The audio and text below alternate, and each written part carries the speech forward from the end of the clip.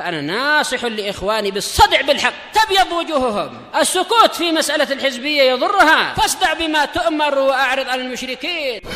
سلامي على دماج ورجالها والشيخ يحيى ودار العلم يا سعد بانيها.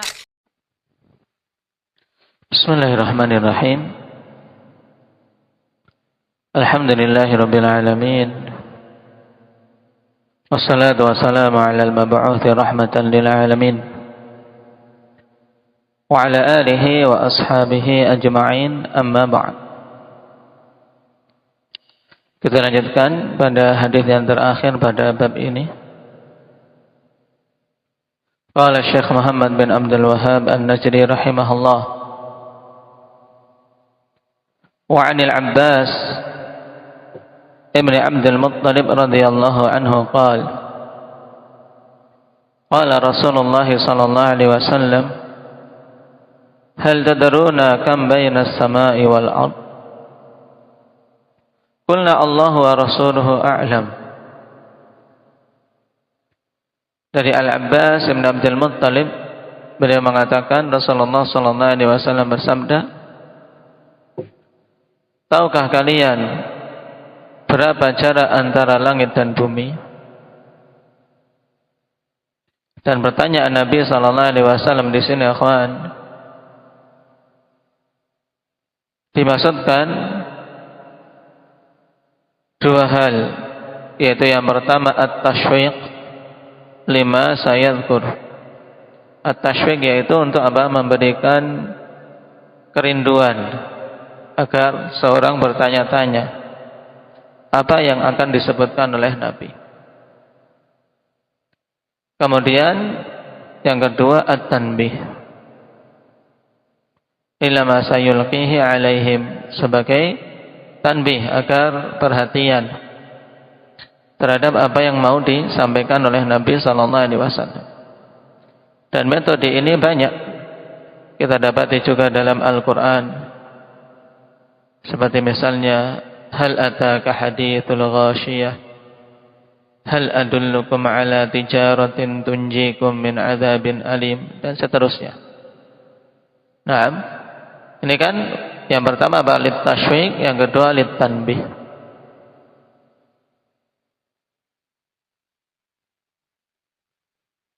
Nabi sallallahu alaihi wasallam menanyakan, maukah kalian atau tahukah kalian berapa jarak antara langit dan bumi? Qulna, maka kami pun mengatakan Allah wa rasuluhu a'lam. Allah dan Rasulnya lah yang lebih mengetahuinya. Dan di sini akhwan, sebagaimana pembahasan yang lalu, diatafkannya Rasulullah sallallahu alaihi wasallam pada ungkapan Allah wa rasuluhu a'lam. Ini diucapkan ketika Rasulullah sallallahu alaihi wasallam masih hidup. Adapun setelah wafatnya beliau, maka ketika ditanya ya kita ungkapkan Allahu a'lam. Qala bainahuma masiratu 500 sanah. Wa min kulli sama'in ila sama'in masiratu 500 sanah. Antara keduanya itu antara langit dan bumi jaraknya 500 tahun perjalanan. Wa min kulli sama'in ila sama'in masiratu 500 sanah, dan jarak masing-masing langit ke langit berikutnya adalah 500 tahun perjalanan. Wa kithafu kulli sama'in masiratu 500 sanah. Kemudian tebal masing-masing langit, akhwan, kalau tadi jaraknya, sekarang tebalnya, berarti langit pertama misalnya tebalnya 500 tahun perjalanan. Kemudian jarak langit itu dengan langit berikutnya 500. Kemudian tebal langit kedua 500. Naam. Wa bayna sama'is sabi'ati wal 'arsy bahrun baina asfalihi wa a'lahu kama baina as-sama'i wal ard. Dan antara langit yang ketujuh dengan arsy itu ada lautan, yang jarak antara bagian bawahnya dengan bagian atasnya sebagaimana jarak antara langit dan bumi. Wallahu ta'ala fawqa dzalika wa laysa yakhfa 'alaihi syai'un min a'mali bani Adam. Dan Allah Subhanahu wa taala tinggi di atas itu semua, dan tidak tersembunyi atas Allah Subhanahu wa taala sedikit pun dari amalan-amalan anak Adam. Hadits akhrajahu Abu Dawud wa ghairuh. Naam. Pada hadits ini akhwan, ada sedikit perbedaan redaksi dengan beberapa riwayat sebelumnya. Karena kalau kita perhatikan, untuk riwayat yang sebelumnya dari Abdullah bin Mas'ud, masafah antara langit dunia dengan langit setelahnya, ma baina sama'id dunya wallati taliha khamsu mi'ati 'am wa baina kulli sama'in wa sama'in khamsu mi'ati 'am. Tayyib. Wa baina sama'i sabi'ah wal kursi khamsu mi'ati 'am wa baina al kursi wal ma' khamsu mi'ati 'am. Berarti dari jarak dari langit dunia sampai al-ma' itu totalnya berapa? Totalnya berarti apa? 4.000 tahun perjalanan, ya kan? Kan ada 8. Tayyib. Tapi untuk hadis dari Al-Abbas bin Abdul Muttalib, untuk Al-Abbas bin Abdul Muttalib di situ ada tambahan apa? Kithafu kulli sama'in khamsu mi'ati 'am. Tebal masing-masing langit itu 500 perjalanan. Sehingga untuk riwayat Al-Abbas ini, kalau di total semua jarak antara langit dunia sampai ke al-ma' itu berarti apa? Sab'atu alaf, ada 7.500 tahun. Taib, 7.500 tahun perjalanan. Cuman, bagaimana taujih untuk riwayat tersebut? Maka kita katakan bahwasanya riwayat yang kedua dalam hadis Al-Abbas bin Abdul Muttalib riwayat yang dhaifah. Riwayat yang dhaifah. Sehingga yang menjadi patokan adalah hadis Abdullah bin Mas'ud. Sebagaimana kita bisa lihat dalam ta'liq untuk hadis Al-Abbas dhaif. Akhrajahu Abu Dawud wa Tirmidzi wa Ibnu Majah wa Ahmad wa ghairuhum. Wa fihi Abdullah ibnu Umairah al-Kufi fihi jahalah. Wa inqita'un bainahu wa bainal ahnaf. Berarti ada majhul dan inqita'. Baik. Kemudian walahu syahidun inda Ahmad, ada penguat dalam riwayat Ahmad, cuman apa? Wa fi isnadihi inqita'ul Hasan lam yasma' min Abi Hurairah. Baik. Dan Az-Zahabi menghukumi dalam Al-Ulu Al-Hasan mudallis wal matnu munkar. Dan hadis didhaifkan oleh dua imam abad ini, yaitu Syekh Albani dalam Al-Dha'ifah dan Syekh Muqbil dalam Al-Jam'u baina salataini fi safar. Sehingga untuk riwayat Al-Abbas bin Abdul Muttalib tidak bisa kita jadikan patokan. Berarti untuk jarak-jarak tersebut kembali kepada hadis Abdullah bin Mas'ud yang telah kita lewati kemarin, walaupun riwayatnya mauquf, akan tapi apa? Lahu hukumur rafa', mauquf dan memiliki hukum marfu'. Dan ini menunjukkan tentang keagungan Allah Subhanahu wa taala, di mana jagat raya yang Allah Subhanahu wa taala ciptakan begitu luas begitu besarnya. Dalam keadaan demikian Allah Subhanahu wa taala Maha Agung dari semua itu. Dan juga menetapkan sifat tinggi bagi Allah Subhanahu wa taala. Yang ketinggian Allah meliputi 3 hal, yaitu uluwul dzat, uluwul sifat, dan uluwul qahar. Ketinggian zat Allah, di mana Allah tinggi di atas semua makhluknya. Kemudian uluwul sifat, ketinggian sifat-sifat Allah. Nah, di mana semua sifat-sifat Allah adalah sifat ketinggian, maksudnya sifat utama, sifat mulia, bukan sifat rendahan. Sebagaimana dalam ayat walillahi al-mathalul a'la. Al-mathal ay al-wasfu. Allah Subhanahu wa taala memiliki sifat-sifat yang paling tingginya. Nah, dan yang ketiga uluwul qahar, ketinggian Allah dari sisi kekuasaan, di mana kekuasaan Allah di atas semua penguasa. Baik. Sekarang kita masuk pada masail yang dibawakan oleh Syekh. Fi masail al-ula tafsir qawlihi ta'ala wal ardu jami'an qabdatuhu yaumal qiyamah. Penafsiran ayat bahwasanya bumi secara keseluruhan, yang jumlahnya berapa bumi itu? Inda Qadir 7 lapis sebagaimana langit. Dalilnya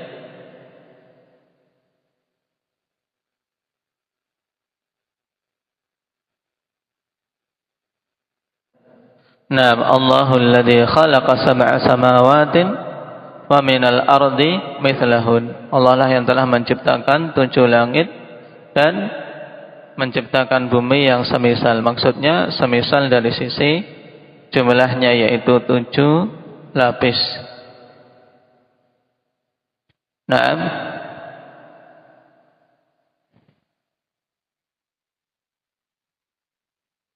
Dan telah lewat terkait dengan ayat ini hadis di awal dari Abdullah bin Mas'ud radhiyallahu anhu tentang datangnya habrun min ahbadil Yahud kepada Nabi sallallahu alaihi wasallam.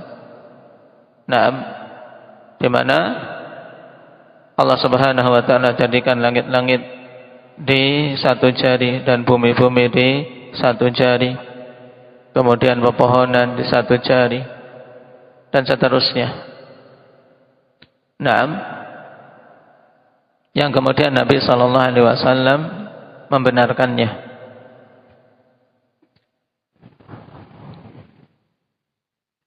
Athaniya anna hadhihi al-ulum wa amthalaha baqiyatun 'inda al-yahud alladhina fi zamanihi sallallahu alaihi wasallam wa lam yunkiruha wa lam yata'awwaluha.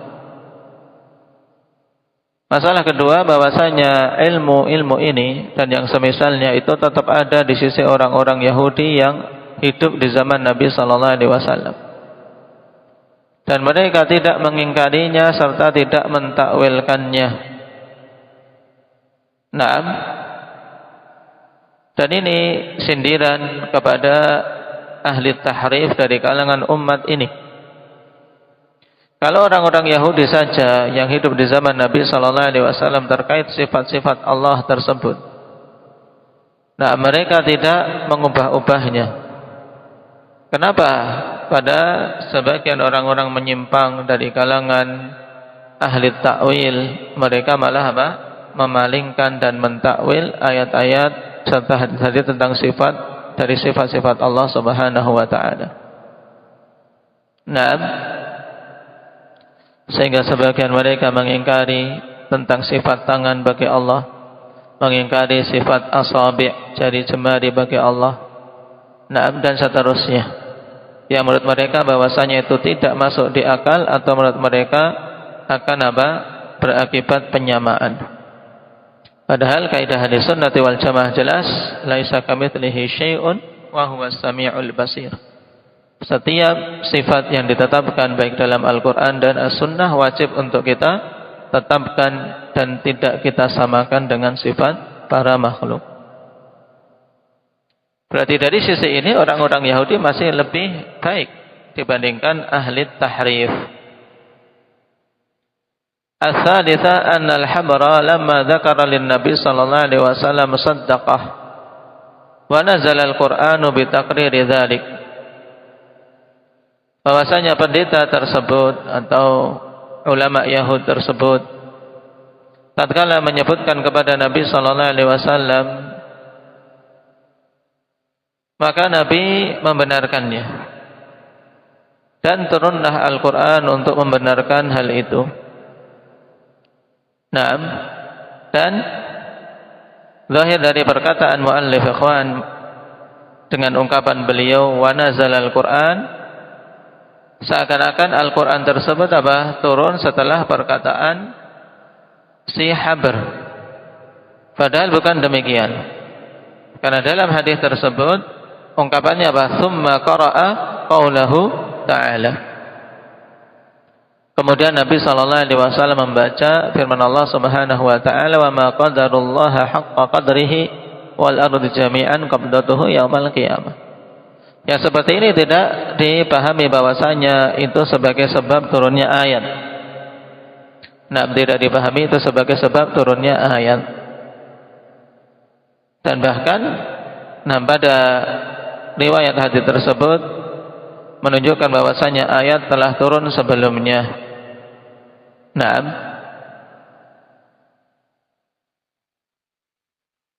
Sehingga perkataan Imam Muhammad bin Abdul Wahhab dibawa kepada makna ikhwan bahwasanya tatkala habar tersebut menyebutkan keyakinan-keyakinan yang mereka dapati di dalam Taurat dan dibenarkan oleh Nabi sallallahu alaihi wasallam, dan memang telah ada Al-Qur'an yang turun membenarkan hal itu. Sehingga bukan sebagai sebab turunnya ayat, tapi memang telah ada Al-Qur'an yang menunjukkan dan membenarkan perkataan tersebut. Ar-rabi'ah wuqu'ud dhahiki minar Rasul sallallahu alaihi wasallam lamma dzakara al-habru hadzal ilm al-'azim. Naam. Yang keempat, tertawanya Nabi sallallahu alaihi wasallam. Nabi sampai tertawa tatkala Habr menyebutkan ilmu yang agung ini. Dan tertawanya Nabi akhwan bukan istihzaan, akan tapi takriran. Naam. Karena hal ini menunjukkan bolehnya seorang tertawa sebagai bentuk takrir, pembenaran, persetujuan atas suatu hal. Kenapa? Karena dhahik yadullu ala ridha wa adamil karahah. Karena tertawa menunjukkan keridhaan dan tidak adanya kebencian dan ketidaksukaan.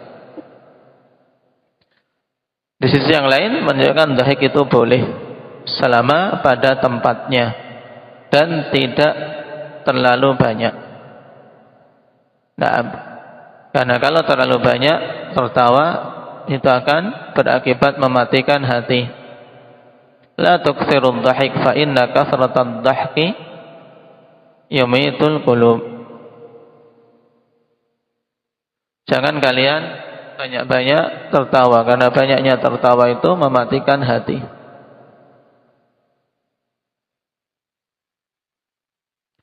Al-khamisah at-tasrihu bi dzikril yadain wa anna samawati fil yadil yumna wal ardina fil ukhra. Yang kelima, penegasan tentang penyebutan dua tangan, dan ini kita tetapkan bagi Allah sifat dua tangan yang sesuai dengan keagungan Allah dan tidak sama dengan tangan makhluk. Dan bahwasanya langit-langit di tangan yang kanan dan bumi-bumi di tangan yang lain. Dan ini riwayat yang mahfuz, penyebutan fil ukhra.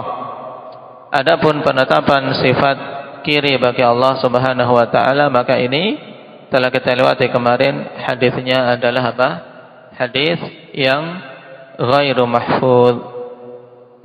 Mungkar bahkan. Karena telah datang riwayat kilta yadai rabbi yamin. Kedua tangan Rabbku adalah yamin, disifati dengan kanan. As-sadisa at-tasrihu bitasmiyatiha asy-syimal Masalah yang keempat, penegasan dengan penamaan tangan yang lain itu dengan tangan kiri. Akan tapi riwayat ini riwayat yang mungkar. Nah, siapa yang dipikulkan periwayatan mungkar itu padanya? Indaka kashfi. Umar bin Hamzah. Taib dia dhaif dan menyelisihi thiqat. Mukhalafatul dhaif dihukumi hadisnya mungkar. Asabi'ah dzikrul jabbarina wal mutakabbirina inda dzalik. Ya, penyebutan jabbarun dan mutakabbirun ketika itu. Nah, yaitu sebagai bentuk tantangan dan untuk menunjukkan kelemahan mereka. Di mana jabbarun, di mana mutakabbirun yang dulu sewenang-wenang dan menyombongkan diri. Sekarang mereka tidak memiliki kekuasaan sedikit pun. Atsaminah qauluhu ka khardalatin fi kafi ahadikum. Perkataan Nabi sallallahu alaihi wasallam, ka khardalatin fi kafi ahadikum, ibarat seperti khardalah, biji dari biji-bijian yang kecil di tangan salah seorang di antara kalian. Itu pada hadis mas-samawatu sam'u wal arduna sam'u fi kafir rahman illa ka khardalatin fi kafi ahadikum. Ini menunjukkan kecilnya langit-langit dan bumi di sisi Allah Subhanahu wa taala. Nah,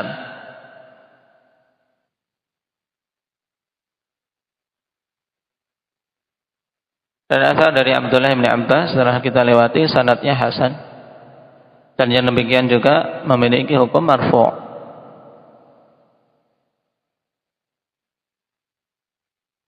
Baik. Ini 8 masail kita ambil untuk berikutnya, insyaallah kita ambil pada pertemuan yang akan datang. Naktahi bihadza.